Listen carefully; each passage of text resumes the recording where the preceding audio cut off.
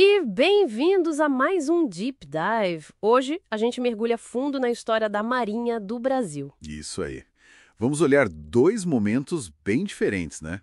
A Guerra da Tríplice Aliança, onde ela foi super importante. E depois aquele período mais turbulento da República Velha. Temos bastante material aqui, desde relatos de batalha até análises sociais. Bastante coisa. A nossa missão aqui, então, é entender como a Marinha evoluiu, sabe? Tecnologia, liderança e essa relação dela com a política, com a sociedade brasileira da época. Vamos comparar o auge no Império com os perrengues na República. Exato. Ok, vamos lá. Primeiro, Guerra da Tríplice Aliança, ali entre 1864 e 1870. O cenário é a Bacia do Prata. Isso, e controlar os rios ali era tudo, né? Principalmente para o Paraguai, que não tinha mar. Então, a meta dos aliados era essa, dominar os rios. E o ponto de virada, assim, o momento chave mesmo, foi a Batalha Naval do Riachuelo, 11 de junho de 65.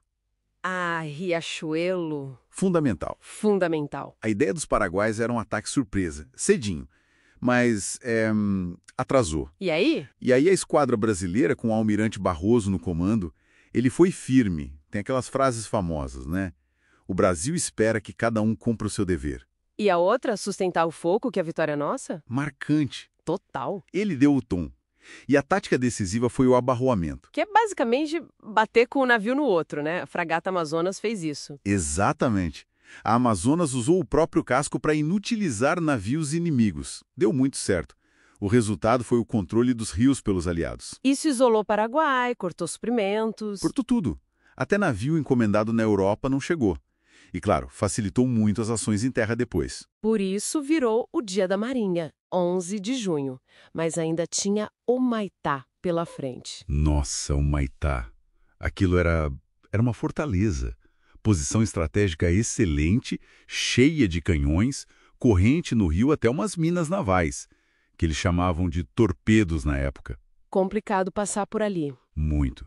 Já tinham tentado em Curupaiti, em 67, e foi difícil. E aí veio a passagem de um Maitá mesmo, em fevereiro de 68, com aqueles navios novos, os encouraçados. Isso, os monitores encouraçados.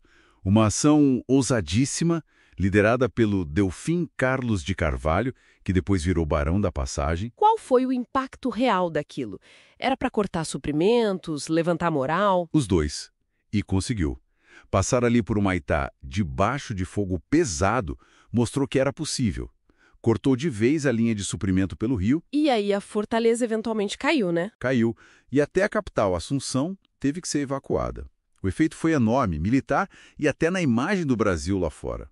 Créditos, diplomacia, foi um feito incrível, decisivo para a guerra. E essa guerra também marca uma virada tecnológica, né? Sair da madeira. Exato.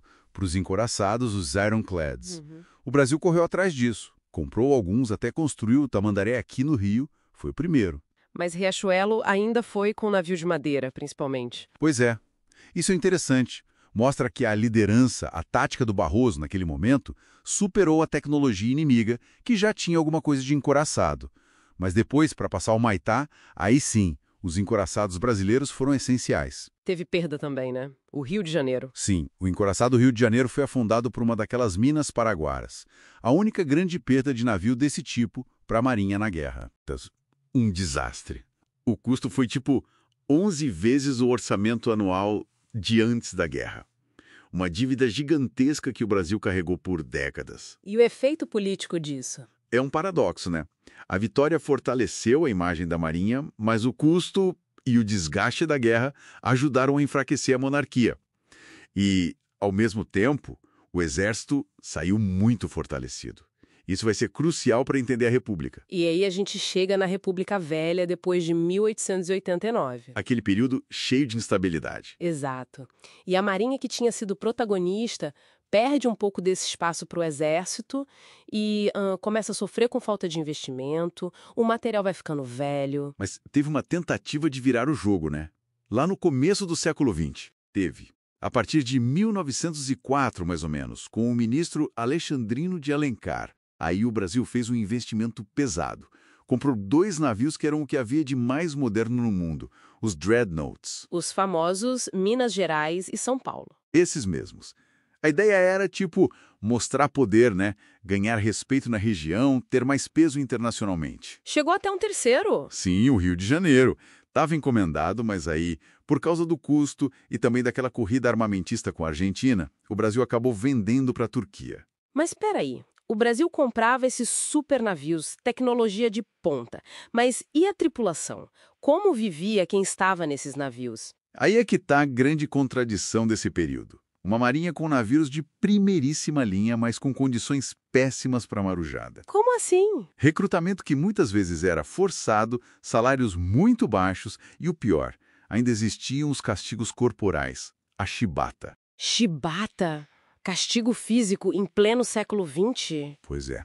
E isso afetava principalmente os marinheiros de baixa patente, que eram, na maioria, afro-brasileiros. Era uma situação social muito tensa dentro da Marinha. Imagino que isso não ia acabar bem. E não acabou. Gerou revoltas internas.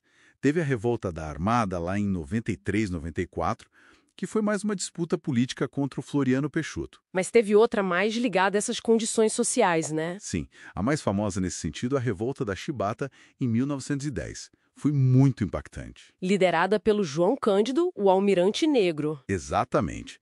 Marinheiros liderados por ele tomaram controle justamente dos dreadnoughts, os navios mais poderosos, e apontaram os canhões para a cidade do Rio de Janeiro. Nossa! E o que eles queriam? A exigência principal era o fim imediato da chibata, fim dos castigos corporais. E eles conseguiram? Acabou a chibata. Conseguiram.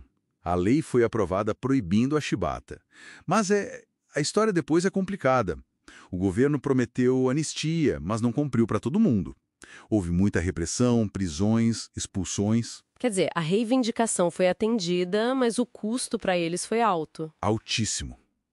A revolta da chibata acabou expondo de um jeito muito claro o racismo e a desigualdade social que existiam não só na Marinha, mas no Brasil todo, né? Com certeza. E fora essas crises, a Marinha continuava com suas tarefas. Patrulha, defesa... Sim, claro.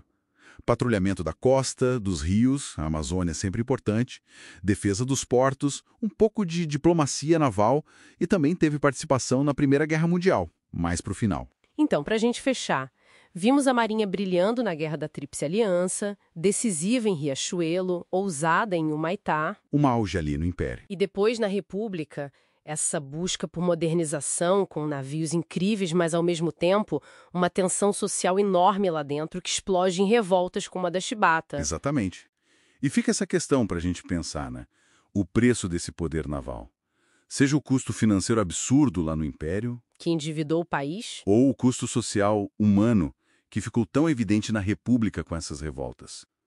Como será que essa busca por prestígio naval, por ter uma marinha forte, se relacionou, ou às vezes até entrou em conflito, com as necessidades e as realidades internas do Brasil ao longo do tempo? Uma ótima pergunta para a gente continuar pensando. Valeu! Valeu!